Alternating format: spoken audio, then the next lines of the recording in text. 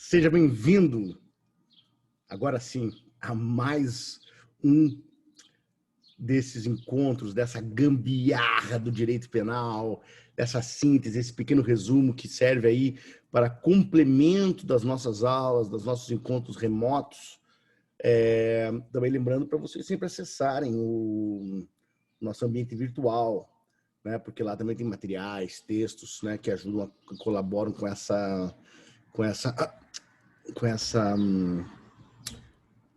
estudo, tá certo? E só te contar para vocês, porque estava gravando a aula, gravei meia hora de aula, daí que eu vi que estava com o microfone desligado. Então, você vê, né? São coisas dessa vida digital. Vamos lá, agora vamos direto. Já está pronto aqui, inclusive, o quadro. Vamos falar de legítima defesa. Continuando, tá ok? Continuando o conteúdo que nós já estávamos trabalhando. Lembrando que na aula anterior, então, nós vimos... lembrando primeiro o seguinte, né? Esse é o primeiro básico. Assim, o crime é uma conduta típica antijurídica culpável. Essa relação ela não é uma relação à toa. É para você saber onde estão as coisas. Né? Porque você precisa, né, quando você compõe, quando você trabalhar de forma mais miúda, você precisa compreender, né, onde que as coisas estão localizadas dentro da teoria do crime. E nós vimos na aula passada, né, alguns fundamentos da legítima defesa, bem como a situação justificante, ou seja, nós estudamos a antijuridicidade não pelo que ela é, porque ela é muito simples, é tudo aquilo que é contrário ao ordenamento jurídico. Nós estudamos a antijuridicidade pelas situações de exclusão, né, pelas excludentes da ilicitude, pelas justificações, ou seja, então, você pode escolher, né? Justificações, excludentes de ilicitude são nomes, né, para a mesma coisa. Então, nós estudamos no primeiro momento a situação justificante, ou seja, aquela situação pela qual a pessoa deve estar diante, e agora vamos começar a estudar a ação justificada. A ação justificada, que é justamente aquela ação que a pessoa pode fazer diante de uma situação, né, que tem os elementos que permitam a pessoa se defender.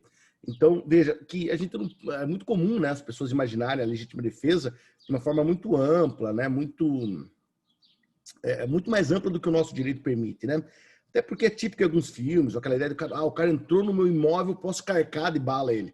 Não é assim, né, pessoal? Alguns poucos estados existem essa possibilidade, né?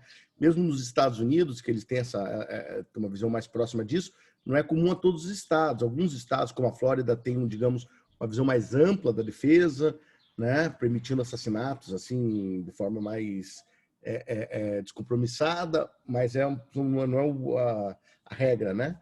Em regra, ela vai ter sempre uma limitação, né? Porque ela não tem o objetivo de matar a legítima defesa, ela tem o objetivo de se defender. Por isso que é importante que a gente tente compreender quais são os elementos que compõem.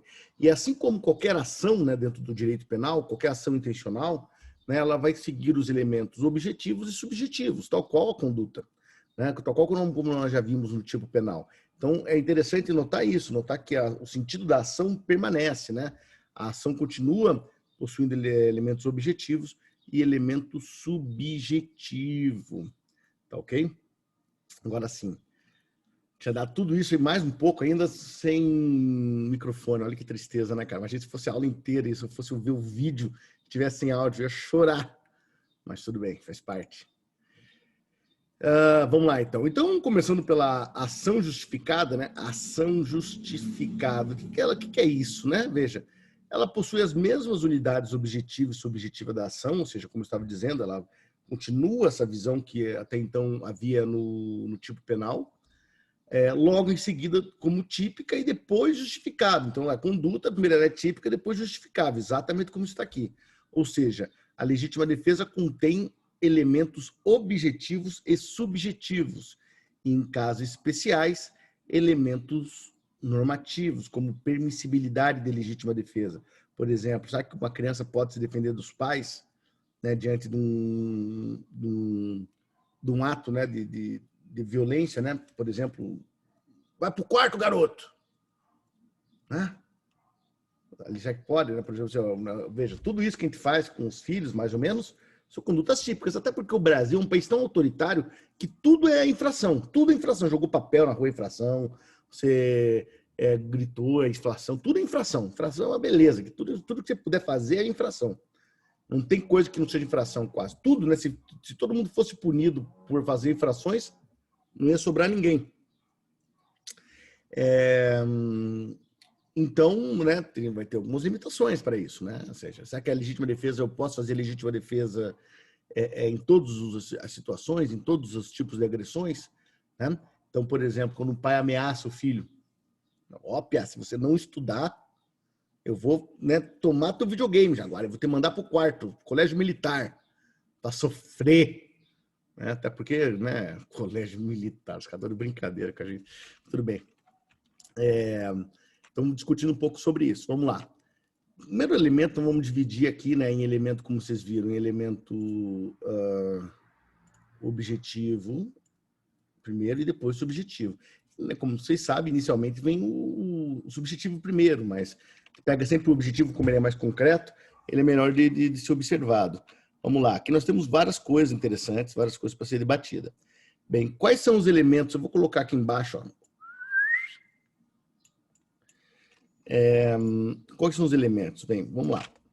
Primeira coisa, como vocês viram lá no artigo que eu coloquei, no artigo da legítima defesa, talvez seja até importante colocar de novo, né? Vou ver se eu acho aqui rapidinho.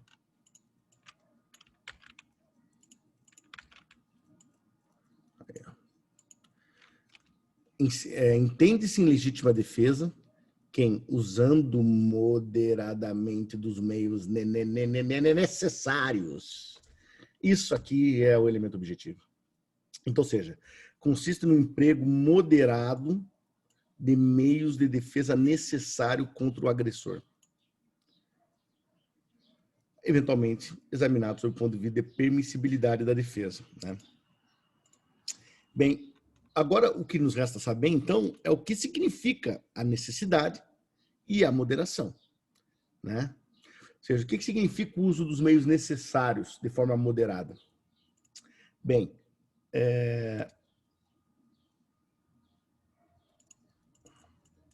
vamos lá. O que significa, então, falar em necessidade?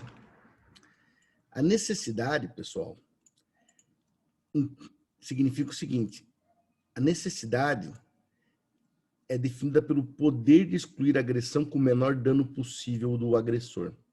Então, o uso dos meios necessários é aquele meio suficiente para repelir a agressão. O que é o meio necessário, então? É o meio suficiente para repelir a agressão, para repelir aquela agressão injusta.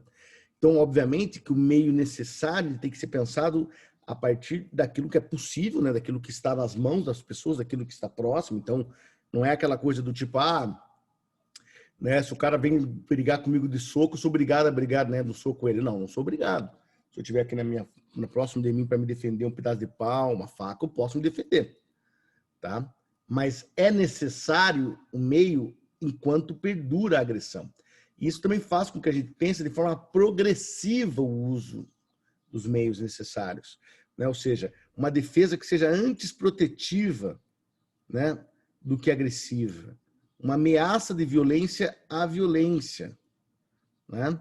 Ferir ao invés de matar. Então, ou seja, ele está pensando aqui a partir de uma lógica pelo qual a necessidade da defesa se dá em detrimento, né, melhor dizendo, se dá em relação à agressão, né, que é feita pelo sujeito. Ou seja, nós podemos então pensar aqui dois grandes momentos, ou melhor assim, duas formas de pensar isso.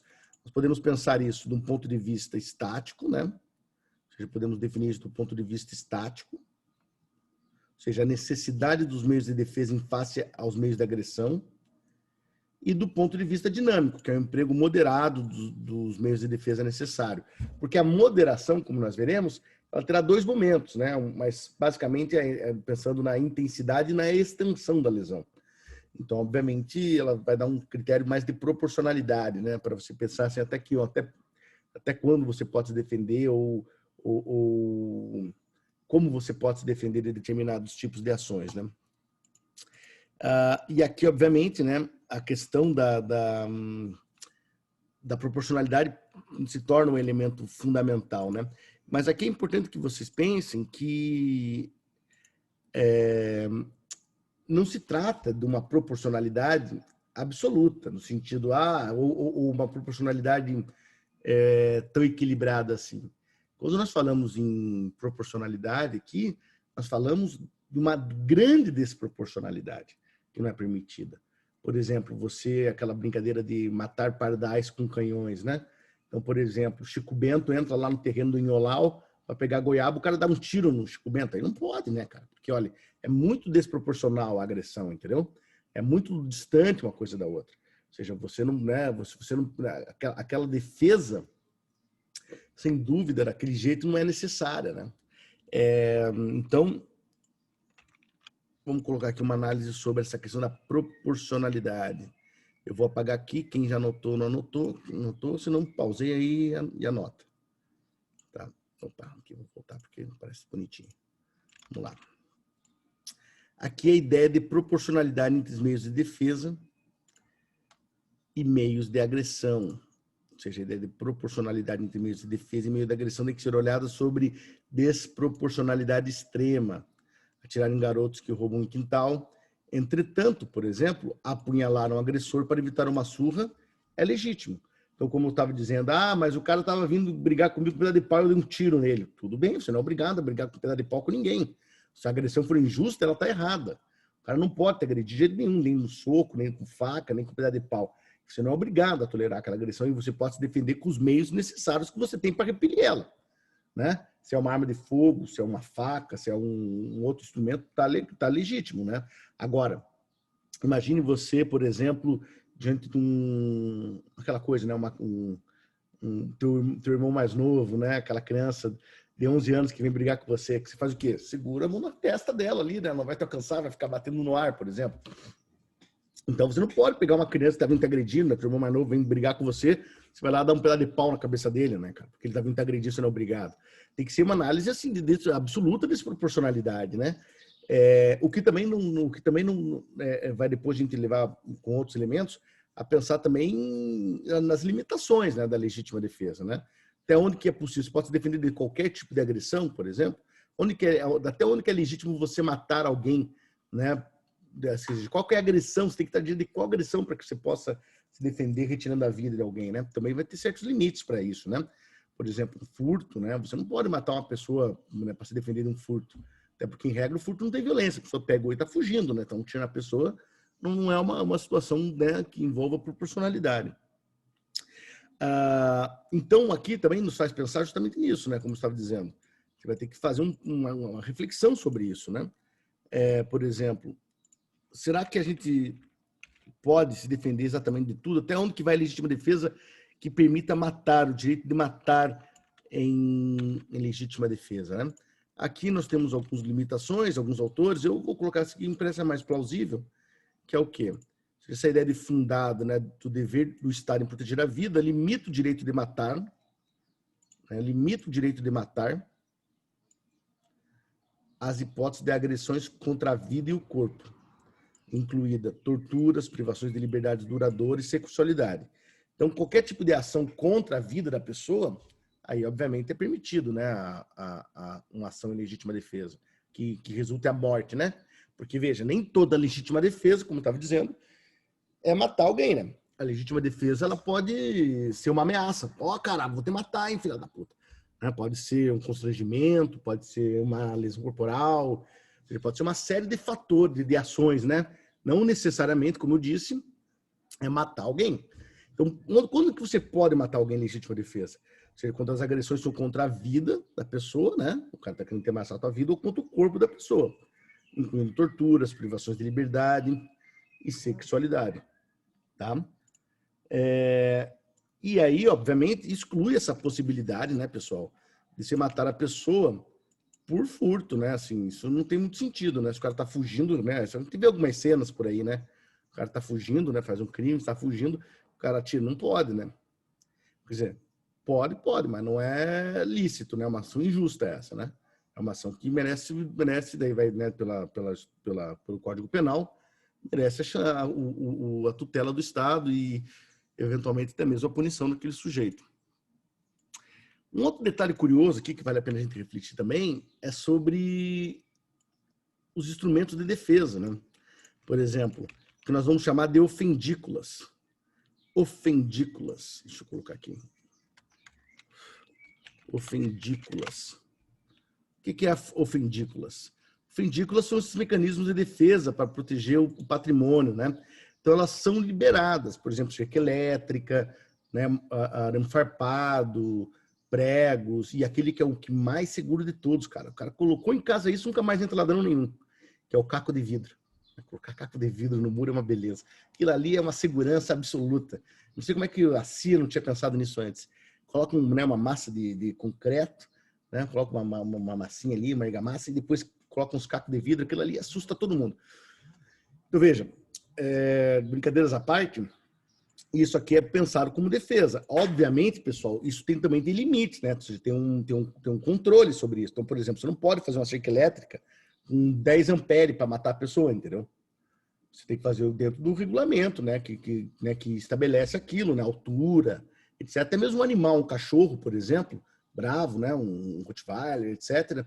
É pensado como uma espécie de uma ofendícula. Então, é liberado. O que não pode, pessoal, é mecanismos mortais, entendeu? Que não é para se defender, é para matar a pessoa.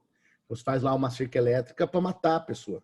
Você faz lá, né, né, coloca uma garrucha, né, tipo, para caçar cateto, assim, pá, dispara no cara. Isso não pode, né, pessoal? Porque daí o objetivo não é se defender, e sim matar.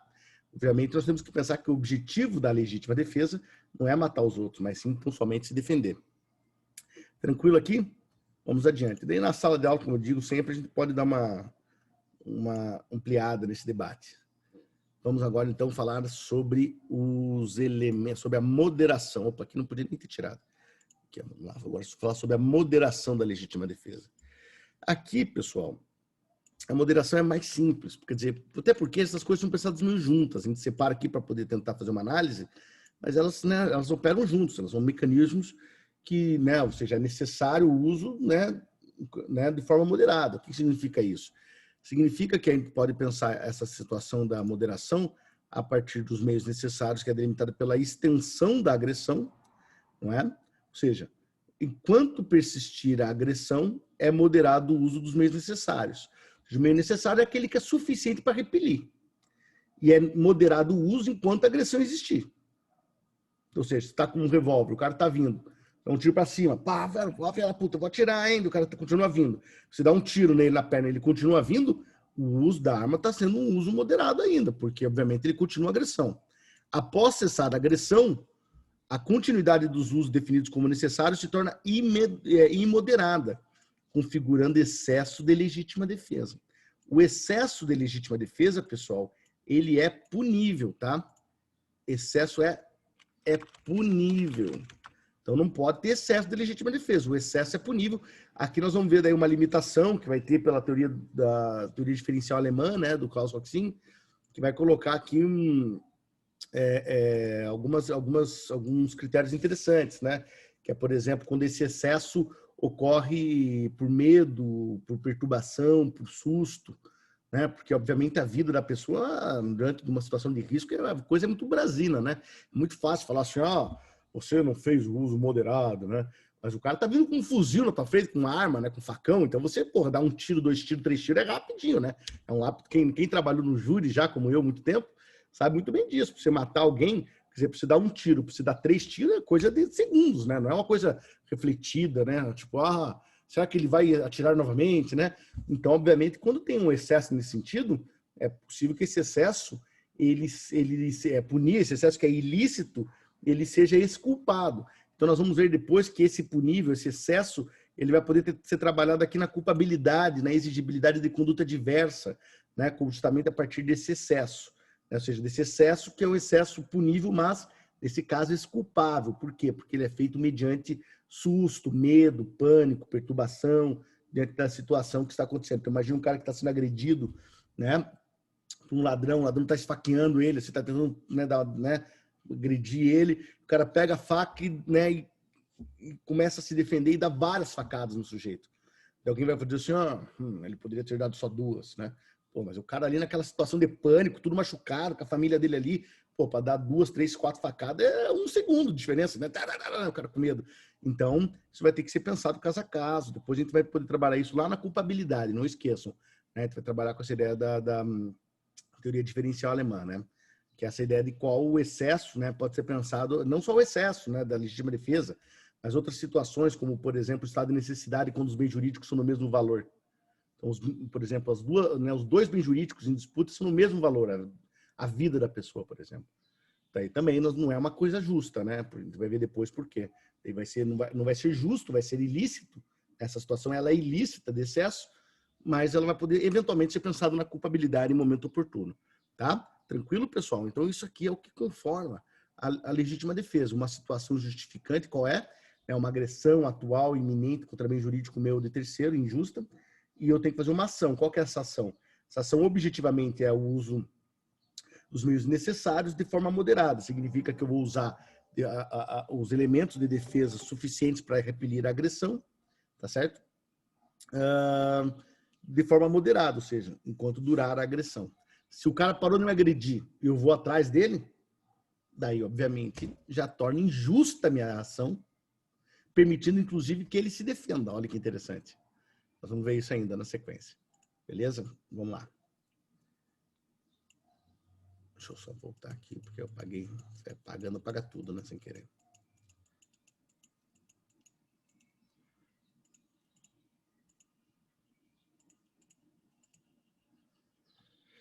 Beleza, vamos lá então para o elemento subjetivo. Beleza, vamos nele. Vou pegar um verde aqui, não, verde já foi. Vou pegar um azul.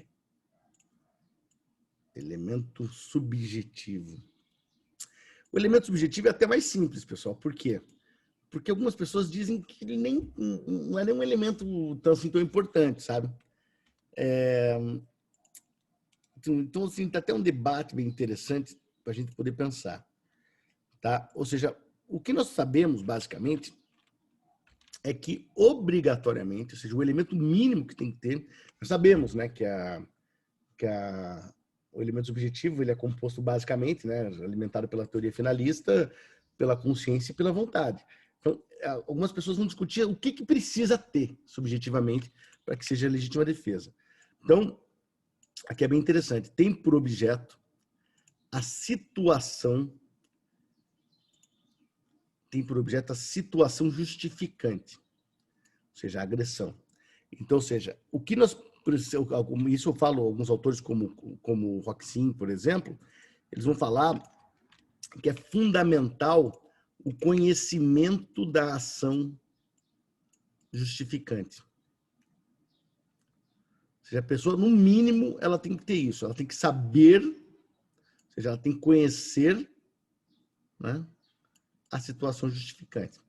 O que significa dizer? Ele tem que saber que ele está diante de uma agressão injusta, atual e iminente contra bem jurídico seu de terceiro. Então, vamos supor aqui, eu sempre conto essa história, mas é uma história meio tosca, mas boa. Então, eu estou indo embora assim, né, a pé, pegando o rumo, como dizem, e numa certa altura eu vejo para o muro baixo, assim, o muro da altura do corpo, a cabeça para fora, assim, né, para dentro do muro, e esse cara que eu identifico é um grande inimigo meu. E eu vejo ele tá ali, meio que fazendo alguma coisa, não vejo ele tá de costa, assim, né? Eu vou bem sorrateiramente pelo outro lado do muro, pego meu revólver, coloco na nuca dele, pá, dou um tiro, mato ele. Na hora que ele cai no chão, havia uma mulher embaixo dele. A mulher levanta, você me salvou. Ele estava prestes a me matar. Aqui, ó, tava até com a faca no pescoço, quase me cortou aqui, ó. Se você não tivesse matado ele, eu teria morto, ele teria me assassinado. Olha que interessante. Então eu vou lá, faço uma conduta, né, típica, só que nesse caso, apesar de existir, isso é claro, pessoal, a gente está falando aqui de um caso de laboratório, tá? A vida real tem muitas coisas envolvidas, só para a gente pensar na teoria, tá?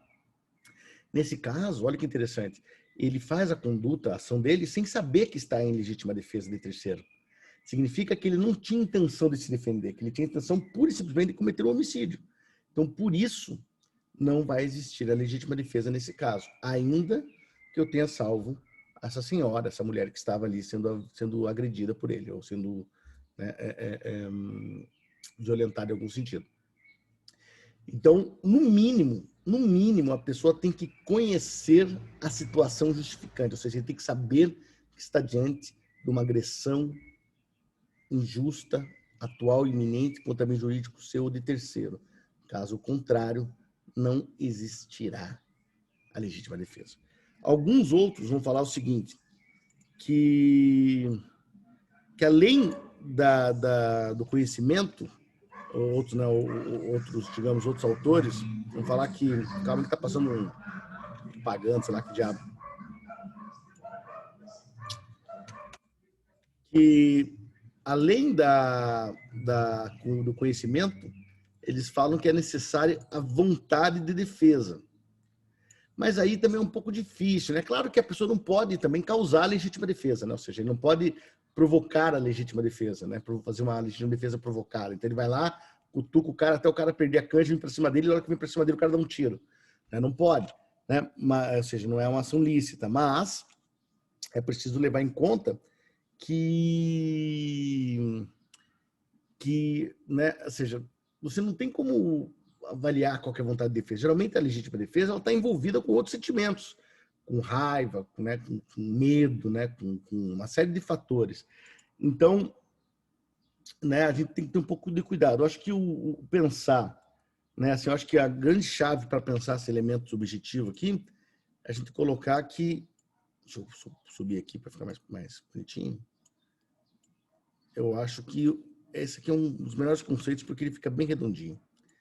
Então, ou seja, né, mescla os dois, ou seja, né, o conhecimento da situação justificante como limiar subjetivo mínimo da defesa. Então, o mínimo é isso, tem que conhecer que está diante de uma situação injusta, né, uma situação de agressão injusta, atual iminente. Mas a vontade de defesa, informada pelo conhecimento e condicionada pelas emoções do autor, né? Aqui repetiu, então, né, ignora. Tá certo, pessoal? Então, se a questão fundamental é se não tiver, né, se não existir esse elemento subjetivo do conhecimento, aí não terá legítima defesa. Né? Essa é o mínimo, né? Ou seja, a ausência do elemento subjetivo significa dolo, né, não justificado da realização do injusto e reduz a legítima defesa, né, para que ela não exista, né? Não sei porque tá engraçado, eu copio bem errado as coisas. Né? Reduz a legítima defesa. Tá bom assim. Beleza? Tranquilo, pessoal? Então, pagando aqui. Eu vou falar de algumas particularidades agora da legítima defesa, tá? Não todas, porque são muitas, né? Você pode, né, pensar um monte de coisa aqui. Eu vou falar de algumas delas e depois em sala a gente pode até discutir outras. Outras bem interessantes, tá? Então, vou falar aqui das particularidades. Vou pegar aqui pegar o roxo.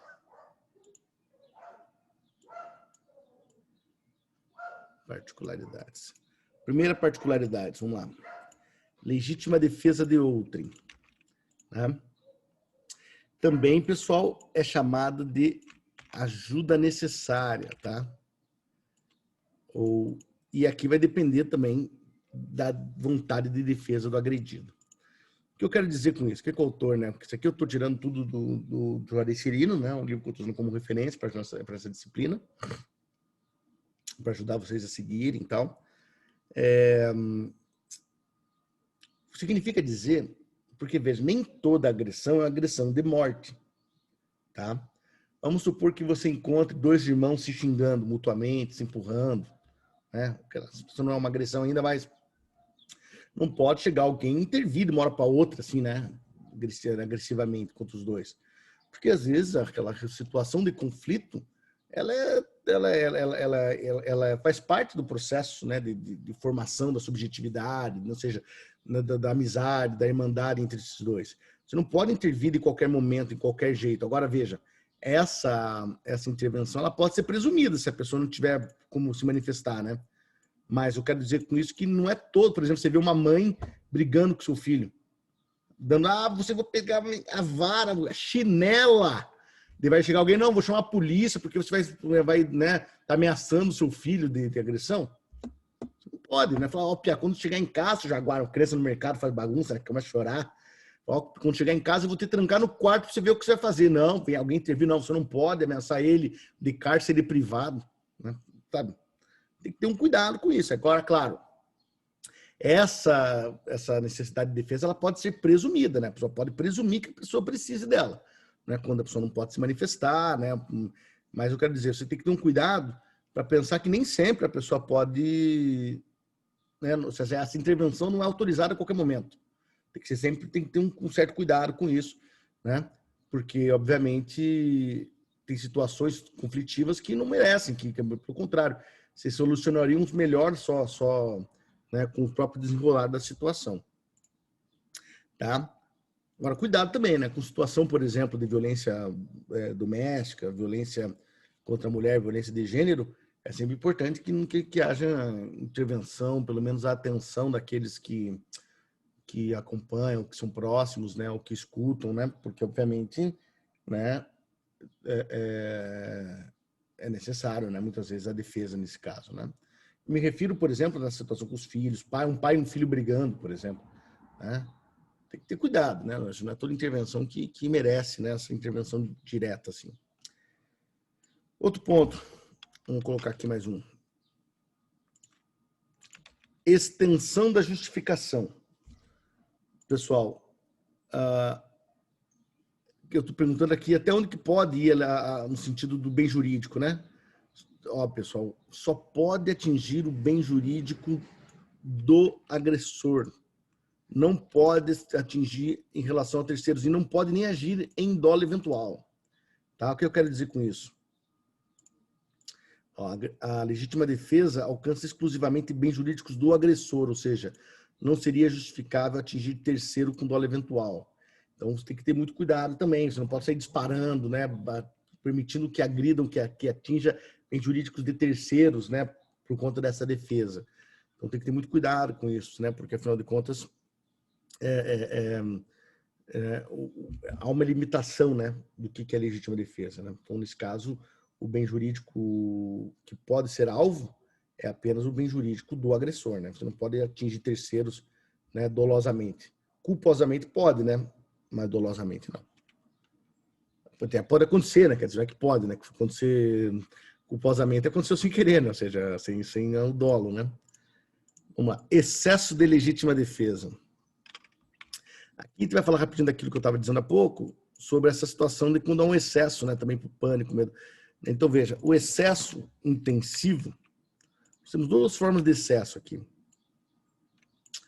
Nós temos o excesso intensivo de legítima defesa e o excesso extensivo de legítima defesa, bem como a legítima defesa putativa, que nós vamos ver depois. A legítima defesa putativa é quando a pessoa está em erro, tá?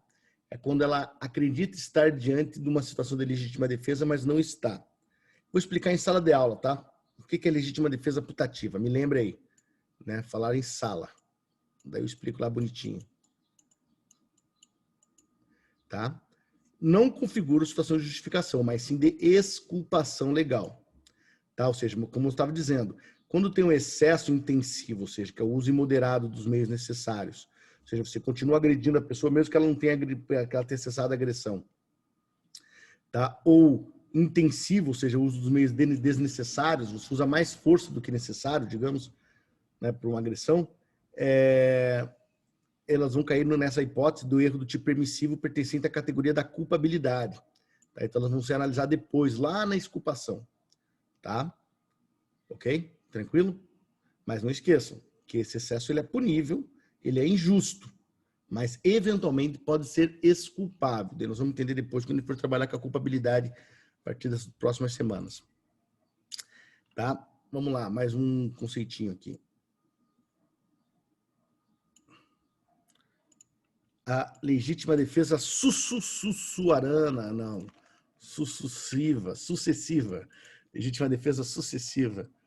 Aqui é o seguinte, pessoal, como eu disse, se o cara agride você você se defende e continua agredindo ele, quando ele está fugindo, a tua agressão passa a ser injusta e permite legítima defesa dele. Tá ok? Então, cuidado, meu amigo. Legítima defesa não é a qualquer momento, não é para tudo. Né? Ou seja, A, em legítima defesa, agride B. Entretanto, B cessa a agressão e A continua, mesmo assim, a agredi-lo, que autoriza B a se defender das agressões que de A que passam a ser injustas. Então, chamamos de legítima defesa sucessiva. Então, o cara me agride, eu me defendo, continuo agredindo, minha agressão passa de ser defesa, deixa de ser defesa, passa a ser uma agressão injusta e permite uma legítima defesa sucessiva, tá ok? Beleza, vamos para o próximo. Legítima defesa de multidão é possível, tá? Não há um limite para isso. É possível uma legítima defesa contra multidões, né? Várias pessoas vêm te agredir, né? Por exemplo, um jogo de futebol, tal, e você faz uma legítima defesa contra todos ali, né? Dá um tiro para o alto, por exemplo. Porque, ó, dar um tiro para o alto, você não pode fazer isso. Né? Mas em legítima defesa, você pode. Tá? Legítima defesa contra a pessoa jurídica. É possível também, tá? É mais difícil, assim, faz meio que um exagero mental para poder pensar isso, mas imagine que durante o almoço de uma empresa, o cara da rádio, né? O cara do microfone da empresa começa a difamar um dos funcionários ali no refeitório. E, né, falando difamações contra ele, injúrias, e ele, né, humilhado, né, agredido, né, sua honra agredida, violentada por essa ação, ele vai lá e destrói o som da empresa para que cesse as agressões. Paulo, chegou a correr aqui, hein? Um minutinho só. Como é que faz para pausar aqui, será? Voltei, né? Realmente o correio chegou com boas notícias. Olha aqui, ó. Um livrinho do meu querido irmão Giovanni Matheus Camargo, né? Rituais Judiciais de Interação, Legalismos e Contágio Moral nas Audiências de Custódia, um baita livro. E eu tive o prazer de escrever a carta de apresentação do livro. Na realidade, esse livro é da minha curadoria, né? Dessa edição, né? E, né, eu fiz uma carta aqui ao curador, em homenagem a esse meu querido amigo que escreve esse livro aqui, muito bom, Giovanni Matheus Camargo. Depois eu posso fazer até um vídeo só sobre esse livro, muito bom. Eu gostei da capa, pessoal. O Pedro Bodê não gostou, mas eu gostei. E já veio mais esse aqui, né, que é o do William Costas, Políticas da Exceção, né, também bem interessante. Fica aí a dica da editora Mil Fontes, é uma boa editora, vale a pena seguir, tá? Vamos lá, então só para concluir aqui. Legítima defesa contra a pessoa jurídica, já falei. Possível, é possível! Vamos próximos aqui, vamos ver. Estou chegando no cansaço, né, aqui Bem, outra não vou escrever assim, ó. Legítima defesa e erro de execução. Ou seja, quando a pessoa erra na execução, o que acontece? Aí vai ter essa situação que a gente conhece como erro de execução, aberratio ictus, e a pessoa vai responder por legítima defesa, ainda que mate ou acerte outra pessoa que não tem nada a ver com aquela agressão injusta. Passando álcool em gel em mão, porque não sabe como é que é a Covid, né, rapaziada? E, por último, legítima defesa contra legítima defesa real contra a legítima defesa putativa. Essa eu vou deixar para explicar em sala de aula, porque lá eu vou explicar o que é legítima defesa. Então, é isso aí. Eu acho que chegamos ao fim de mais essa aulinha super divertida. E deixo para vocês meu abraço. Até a próxima. Tchau, tchau.